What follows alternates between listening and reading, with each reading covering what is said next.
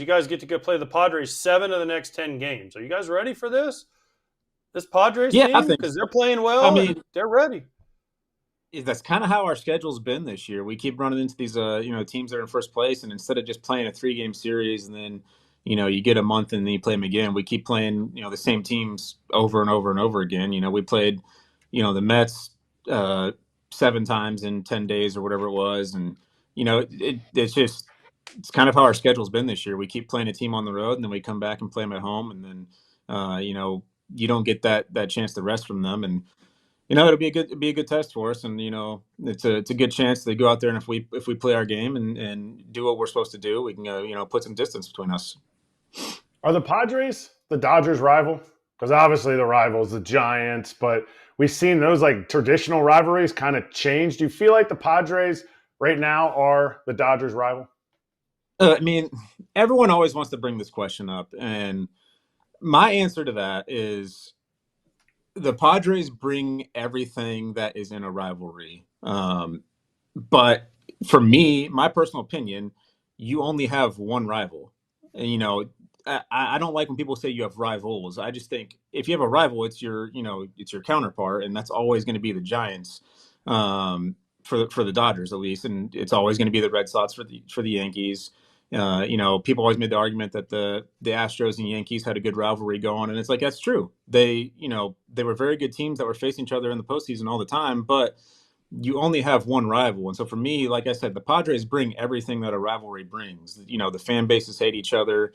The teams are both good. They're playing well. The environments are hostile. It's everything that you would expect out of a rivalry. And to me, I would say it's everything you would get out of a rival. But for me, your rival is just one team. You don't have multiple teams as your rival. Let me hit on the Cardinals series. I was watching those first two games. I think you guys had 19 guys on base before you scored a run. Yeah, When you're Go ahead, go ahead. I was just say we did a pretty terrible job of getting those guys in. But you're a team that just you feast in those moments. Do you guys sit there because you always talk about like evaluating in the moment? This guy's got this. We talked about it last time, like one of the best hitting conversations we had on the show. Like, do you talk about it in the moment? Like, hey, this dude is going to a different pitch when we got runners in scoring position. Be aware that he's not throwing that curveball as much until a guy's on second, kind of thing. Did you guys run into that, or was it just like, man, unlucky? I think a little bit of both. We had some bad at bats. We had some at bats that resulted in good contact, just didn't get the result, and we also ran into a little bit. Sonny in particular. His last several starts, the data on the sinker wasn't that great, so he wasn't throwing it a ton. And then against us, he abused us with the sinker, and it was really good. Obviously pitchers are going to have those days, and that's just the unfortunate part of baseball is any given day, anyone can find a certain pitch or find their stuff. And you guys know as well as anybody, if the pitcher is on, it's going to be a tough day. Would you go 4 for 8 this series? 4 for 8 in St. Louis, I think you were. 4 for 10, maybe something along those lines. Oh, okay. Because do you know why you had another great series? Because your good luck charm was there. Did you know that I was in St. Louis this weekend? No, I kept seeing you on the video board though when they were trying to. That's what I was getting to, the Kershaw thing, right? I know he was mad about it, and I do feel bad about that. It had nothing to do with Kersh, and he knows that we've talked about it. But it was more about Matt Adams, and I wasn't on the roster, so I had nothing to do, and I had all this energy. So I apologize to Kersh, but your good luck charm was in St. Louis. So if you need me, just let me know. I'll send you like a cameo or something, and we can get you hot anytime you need it. Well, I mean, don't be afraid to make an appearance then, huh? Wait, how often do they play it, Max? Oh, they played it like all the time. Well, they actually played that video before all 3 games.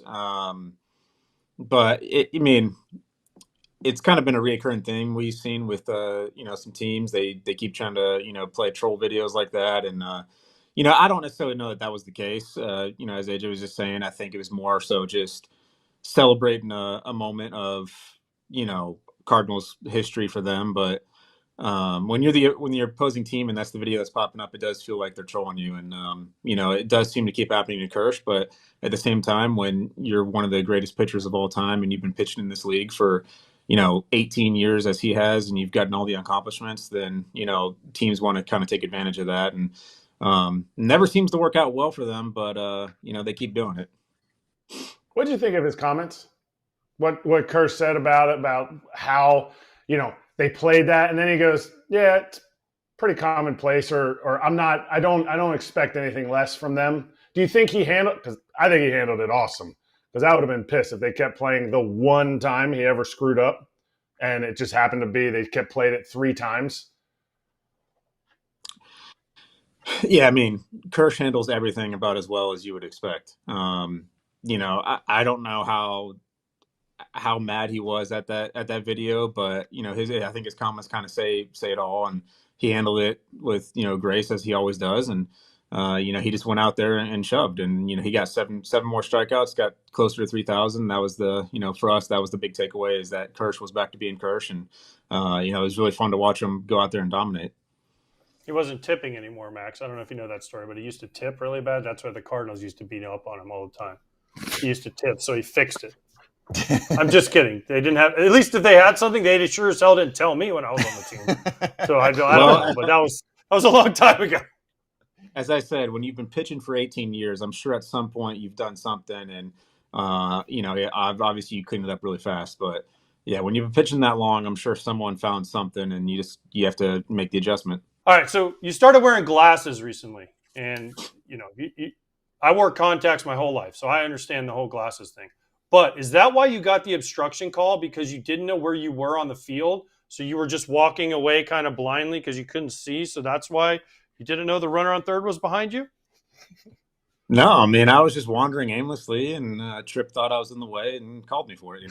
I was having a nice thought about in a bat probably, and I was just kind of wandering into space, and Tripp told me I got in the way.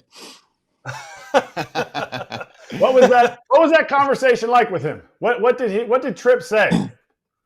Well, so my argument was I wasn't close enough to be called for obstruction in that case. I know the rule.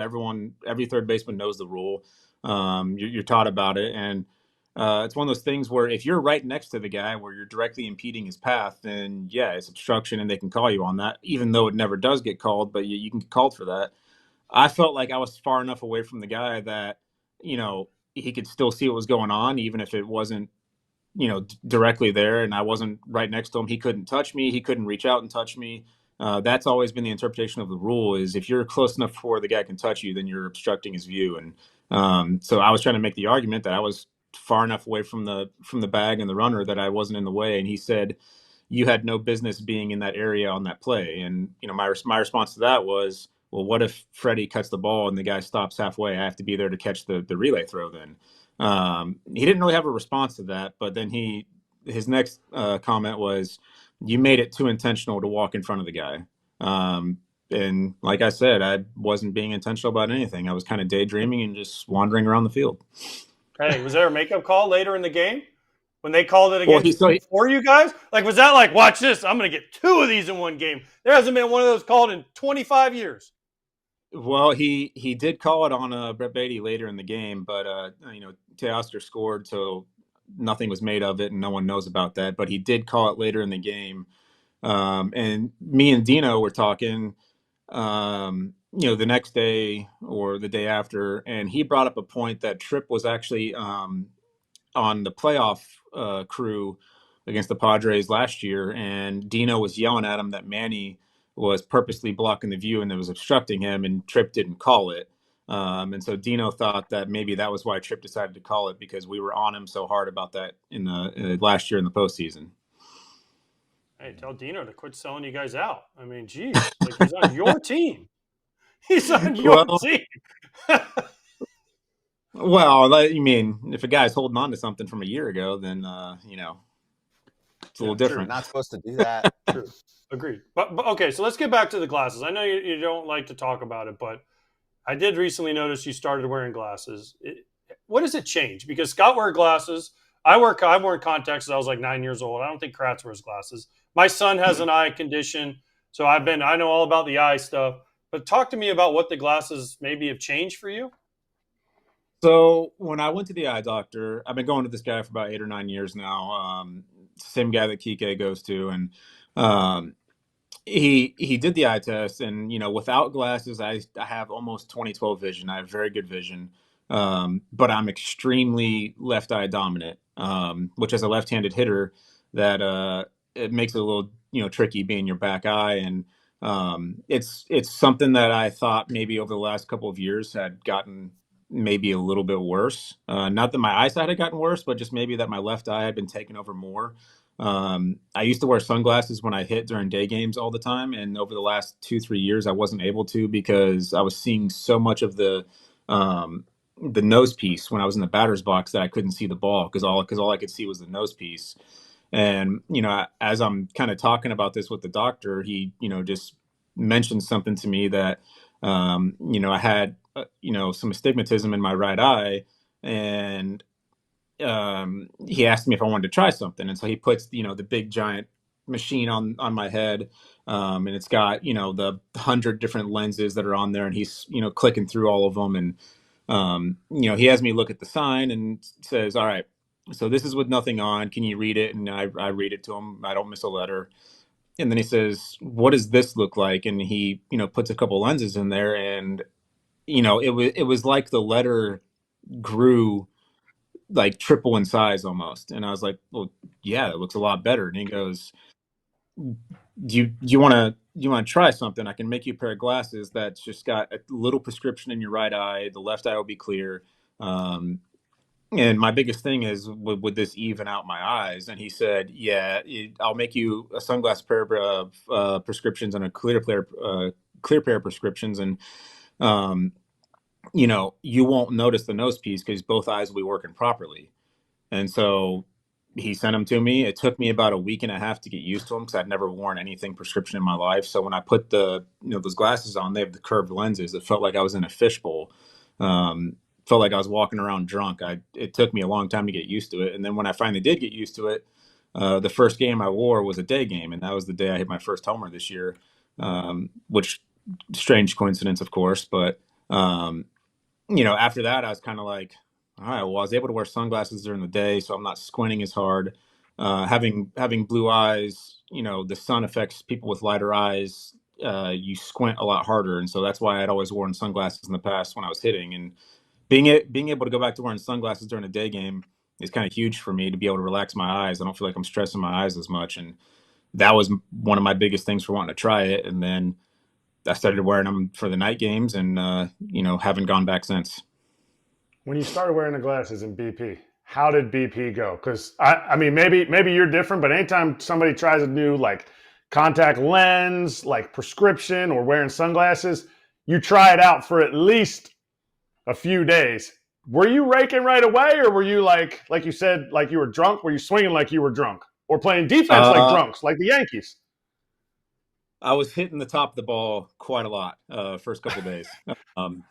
A lot of just chopping it right into the ground, which to me I didn't think was the worst thing in the world. And so when I dialed it back in, all of a sudden the ball was coming out on a line, and I was having good results. I don't know if the glasses are, the sole reason for that, but as you guys know, you don't really take coincidence in baseball. It's as I always say, if you put your left sock on first one day and you rake, you're going to put your left sock on first the next day. Yeah, because then your left foot is warmer before your right foot is, and your back leg is your left foot. So it's perfect. That's exactly why you're going to start raking.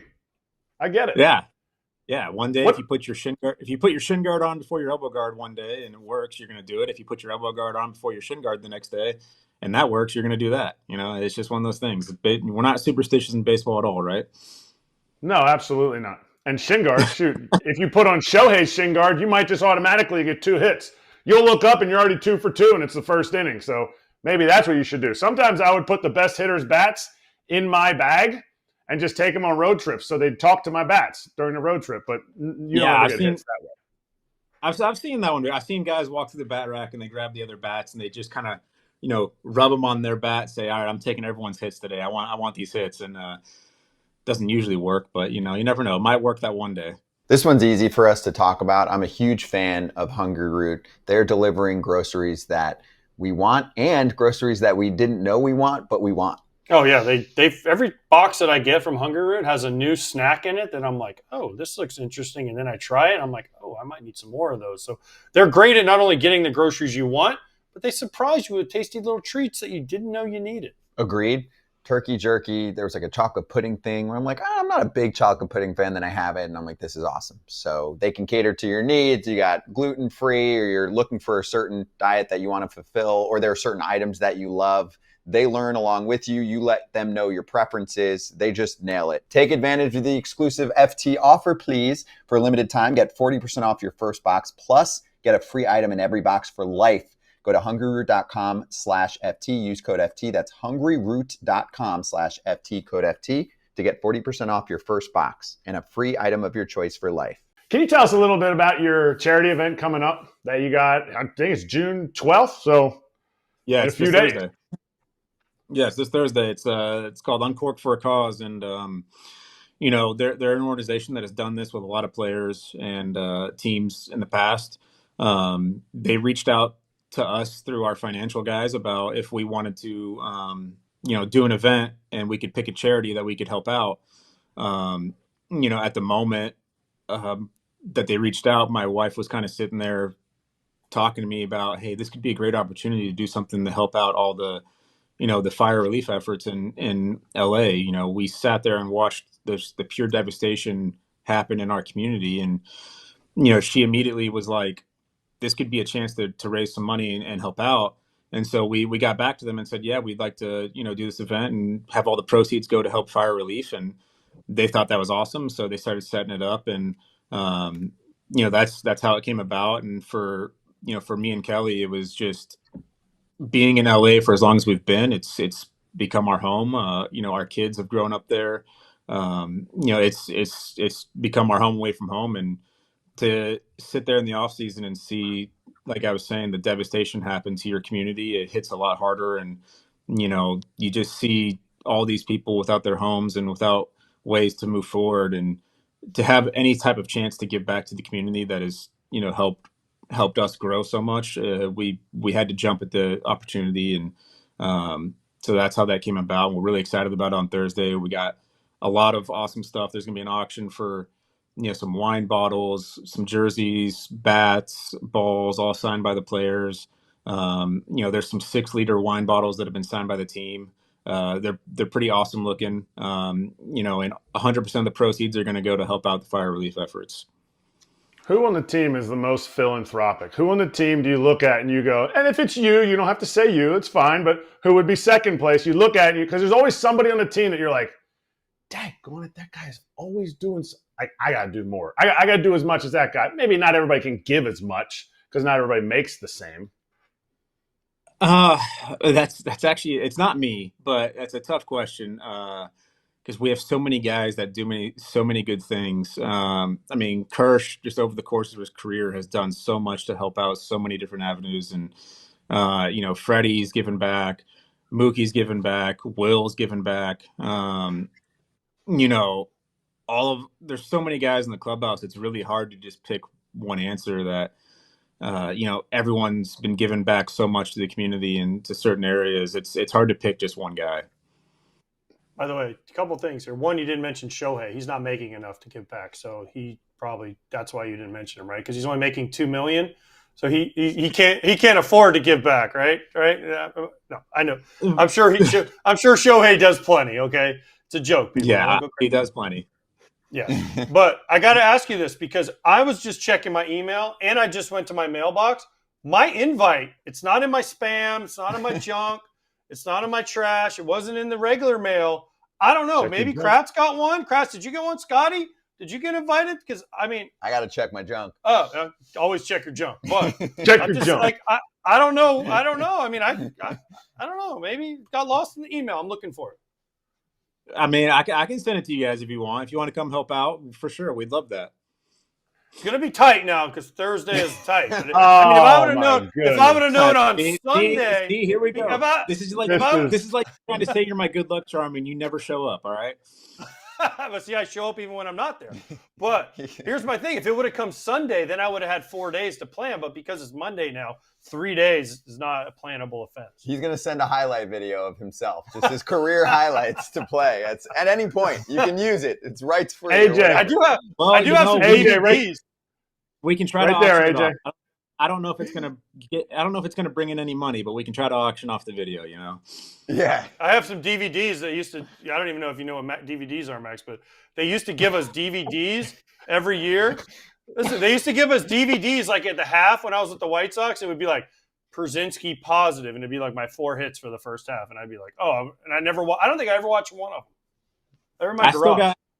I still got VHSs at my house. I know what DVDs are.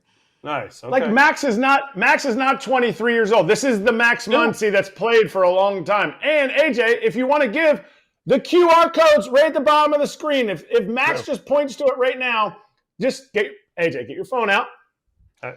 My phone doesn't work. I don't know. It's broke. Oh. All right. See, look, phone. Here we go. Phone. All right. It only plays highlights. Yeah. I tell you what, Max. I will make a donation, Max. It might not be much as Kratz, but I will make a donation. Can I make a donation as much as Kershaw or Tani? Can you make a donation on the QR code? Any amount helps. Yeah. But speaking of that, also, if you're not able to attend, you can still sign up on the website and bid on a lot of the items that are going to be available. I know we've got jerseys and bats signed by pretty much all the guys on the team, and there is going to be a jersey that's signed by Shohei, and the guy or girl that wins that jersey will get it personalized to them. So I thought that was a pretty cool thing. Show reached out about that and said that he could personalize it, and we thought that'd be great. And so whoever gets the Shohei jersey, it'll be personalized to them, and hopefully that brings in a ton of money to help out for the community. Like I said, it's all going to a great cause. 100% of it's going to a good cause. But if I win that and then he personalizes it to me, I can't sell it.